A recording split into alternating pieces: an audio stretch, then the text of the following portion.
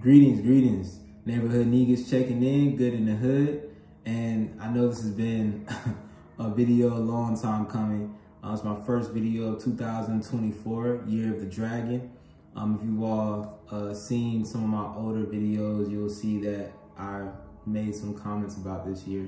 So it's cool to finally be here in the present moment. With that being said, I want to go ahead and talk about the topic we'll be discussing today, and that is counterfeit personalities. So let's just jump right in. Have you ever asked yourself the question, who am I? I feel like we've all asked ourselves that question. You know, who am I? In order to get an accurate answer to that question, we have to consider a few things when observing ourselves in order to come to a conclusion. For one, we have to observe what are the things that we've been through within our life that has aided in the process of thinking or assuming that we are who we say we are. What do I mean? So when we think about the counterfeit personality, oftentimes these personalities are built from a sense of trauma or a sense of or lack of understanding of a situation, a sense of ego. And these counterfeit personalities help to shape us both mentally, physically, and spiritually. So oftentimes you can identify certain counterfeit personalities by their body type. How is this even possible? Well, let's come to the ideology or understanding of how everything is connected within a holistic manner.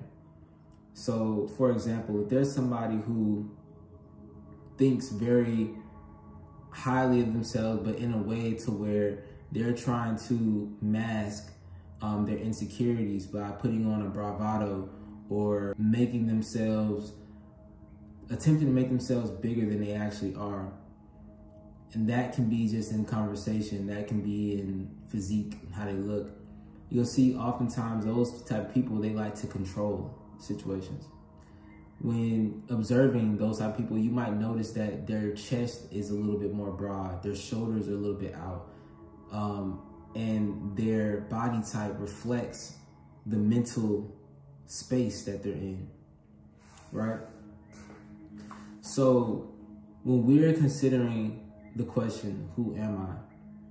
We can't eliminate the being or person that we become in order to achieve certain things we wanted to achieve in life, in order to get to certain places we wanted to get in life. But sometimes these things cause us to go out of our innate nature in order to conform to worldly standards to achieve these features, these feats, right?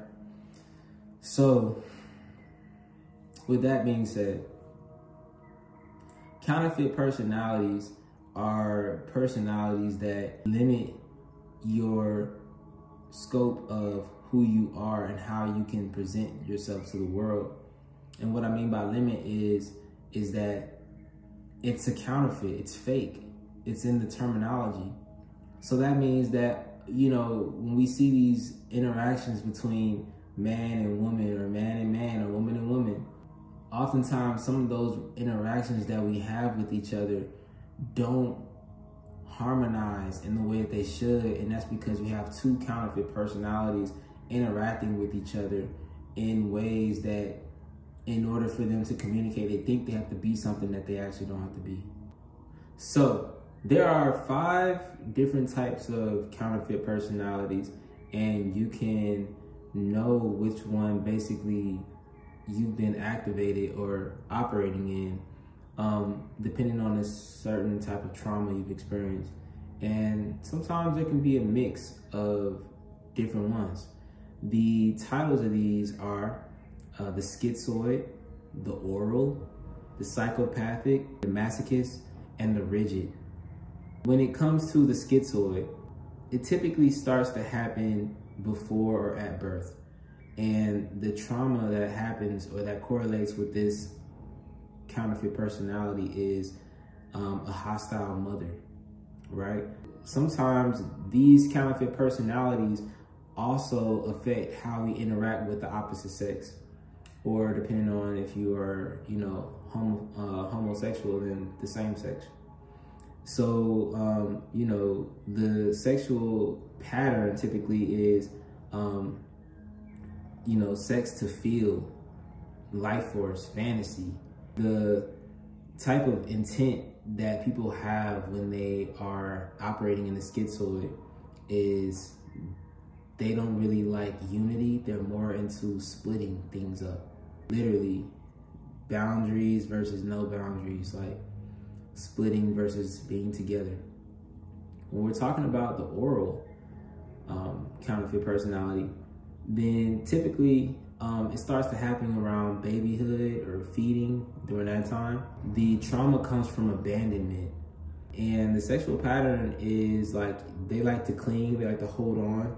Sex for closeness and contact. Some of their faults could be more into greed. Their intent that's negative a lot of times, unlike the schizoid, which is to split things up. The oral is, I'll make you give it, or like, I won't need. So it's like presenting themselves in a way to where things are given to them due to their influence, and then at the same time creating a space to where they make it to where I don't need you, I don't need these things. And sometimes it's not like we're here to say that we do need others, but at the same time we do, because that's the reason why God made it to where it's not just one human being here, right? Or the creator, excuse me. The third counterfeit personality is the psychopath. So this happens around early childhood, and the trauma comes from like seduction or betrayal. Typically, when it comes to the sexual aspect of it, they're like hostile, fragile. They can be homosexual. They like fantasy as well. And their negative intent oftentimes is, my will be done. So they have a hard time, the psychopath often has a hard time with surrendering, because it's like, I want my will to be however it needs to be. Like, I want this to be the way that I deem it to be. And, you know, obviously if you're resonating with any of these are just starting points to where you can work on yourself, so that way you can start to activate and operate in your most highest version and most functional self. So the next one is the masochist, all right?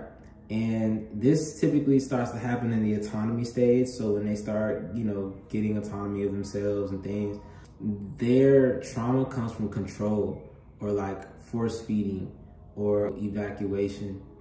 What I mean by that is, yeah, they're really heavy into controlling things. They like to hold in. So that could even be from the breath, like not even breathing how you need to breathe. You might find yourself holding your breath quite often. The sexual side of this is like impotence, strong interest in pornography.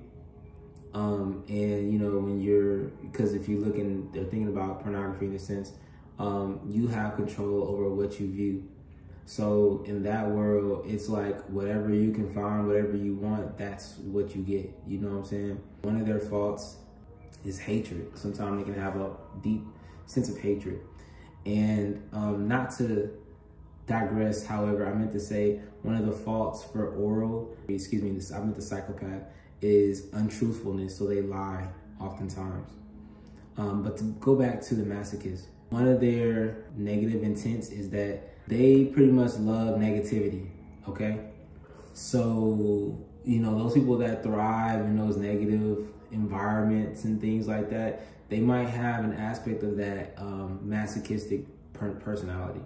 So it's something to be aware of, right? It's another aspect of freedom versus submission in order for them to overcome this aspect, this negative counter personality. And the last one is the rigid. So the rigid typically happens when the puberty or the genitalia, when you know you start having puberty in that sense. Their trauma stems from sexual denial or betrayal of the heart.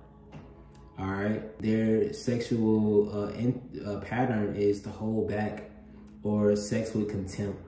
You know, So they don't really know how to like be involved and give and to really be in that moment when it comes to interacting with another person, especially on a sexual level, because that's literally where the trauma comes from.